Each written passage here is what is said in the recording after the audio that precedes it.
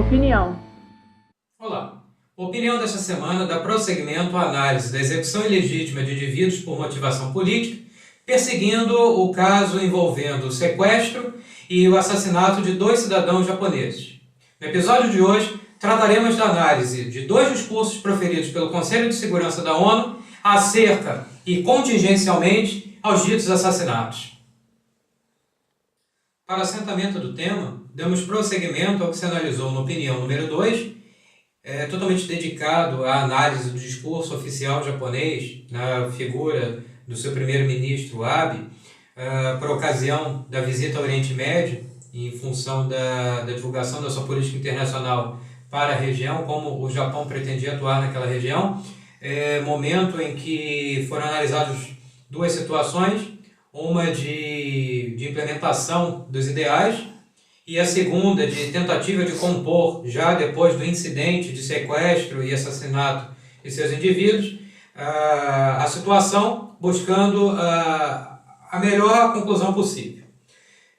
Na opinião número 3, nós enveredamos por uma outra linha, um discurso de solidariedade tomado por 3 vieses, que demos o nome de pontos de vista, para ilustrar como é que a comunidade internacional, por análise em amostragem, cuidou de trazer essa solidariedade e de dar apoio ao governo japonês em virtude do episódio. Então foram divididos 3 pontos, como dito. O primeiro deles tratado como um ponto mais incisivo, um ponto que, com relação à questão do terrorismo, pugnava pela total extinção de grupos, organizações e simpatizantes dessa causa, e ali foram analisados amplamente três discursos: o primeiro dos Estados Unidos da América do Norte, o segundo da França, o terceiro de Portugal.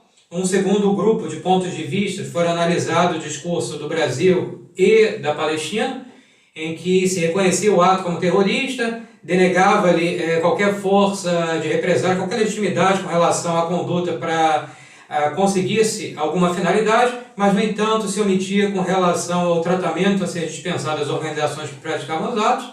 E o terceiro grupo, um grupo mais de isenção, um grupo mais pontual, que respira propriamente esse problema. São estados ali vinculados à questão da pacificação e cooperação internacional do Oriente Médio, em que se analisou o discurso da Jordânia, do Egito e da Turquia, em que há um reconhecimento de abusividade do ato, de uma certa barbaridade do ato, mas sequer se discute muito a conotação se é ou não terrorista.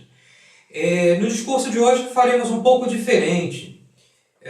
Pretenderemos apenas analisar 2 situações, 2 notas oficiais divulgadas pelo Conselho de Segurança da ONU, uma de 25 de janeiro de 2015, assinada pelo presidente Christian Barros, e outra do dia 1º de fevereiro, já assinada pelo outro presidente, Li Jie, passível de divisão em 3 partes. Antes da análise das 3 partes, é bom que se diga que os 2 discursos, tanto de 25 de janeiro quanto de 1º de fevereiro, ainda que tenha sido assinado por 2 presidentes distintos, eles seguem substancialmente o mesmo conteúdo.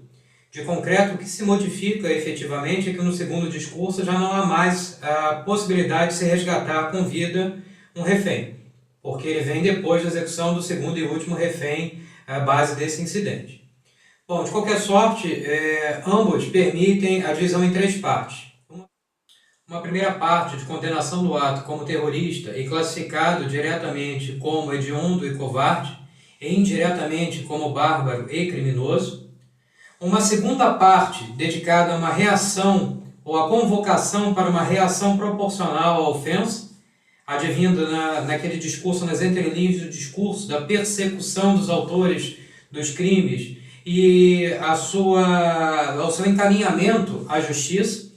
E uma terceira parte, uma parte mais voltada à coletividade, a uma amplitude maior. Algo que transborde o mero incidente envolvendo o povo japonês.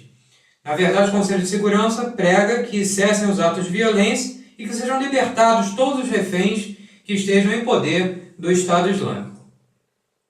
A concatenação das ideias contidas nessas 3 partes leva à percepção de dois discursos. Um discurso explícito, de convocação dos países para formarem a coalizão, ou seja, um discurso mais internacionalizado, de combate a essas frentes terroristas, para a cessação dos atos de violência, os atos de barbarismo, os atos de crimes hediondos.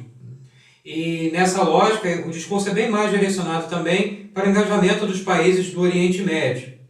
Consequência desse discurso explícito, vem a ideia de que, como uma medida de demonstração de força, ou talvez de superioridade com relação ao exercício da coerção, o Conselho de Segurança deixa claro que não reagirá como pretende o Estado Islâmico, ou seja, com temor ou retração nas suas políticas internacionais.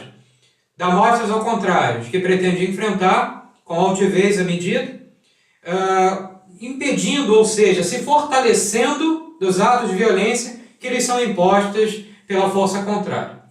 E um segundo discurso, um discurso esse mais implícito, um discurso de que só existem, na verdade, dois grupos.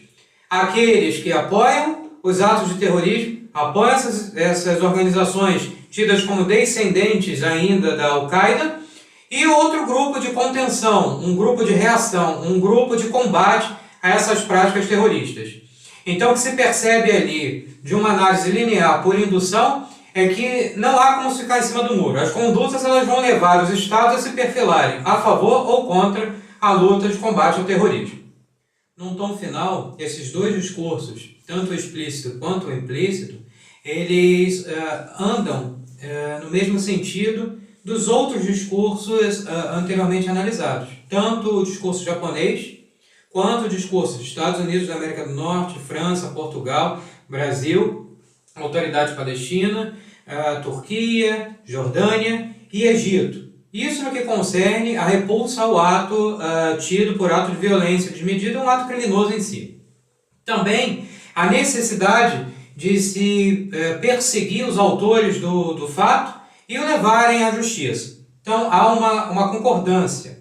E mais do que isso, ao que restou como parte final da nossa ponderação na opinião anterior, a questão de qual seria o limite objetivo dessa intenção de perseguir os perpetradores do ato e levá-los à justiça. Em sugestão aos limites da premissa e por coerência ao que se discutiu na opinião anterior, melhor que a definição de justiça, ela se dê não em função dos atos de vingança, mas nos atos legítimos fundamentados em leis preteritamente instituídas, leis essas que instituam tribunais legítimos, tribunais pré-constituídos ao evento, que levem à boa interpretação da lei, observem princípios transcendentes como o do contraditório, da ampla defesa, que preparem, assentem e justifiquem o princípio do devido processo legal e, em sendo condenado, que realmente se espera pela perpetuação de crimes bárbaros,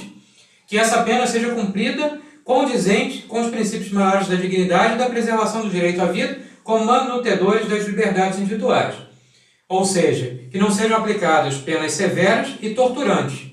E isto, chama atenção, seria uma boa medida educativa, uma boa medida de instrução, aplicando-se uma conduta totalmente contrária do que é praticada pelo Estado Islâmico. Diga-se aqui, como uma medida de incitação à cessação das atividades dos tribunais de Sharia, das cortes de Sharia, que desvirtuam dentro daquela interpretação da ilegitimidade, na ilegalidade, do que implementaram agora em Iraque e Síria para os seus julgamentos próprios, o Estado Islâmico. Em boa síntese, diz-se que, na hora de puni-los, que eles não sofrerão do mesmo mal que fizeram, mas sim pagarão pelos crimes que cometeram. Em outras palavras, renova-se aqui também a reflexão de que não se pode justificar uma morte com outra, não é? Então, vamos pensar a justiça?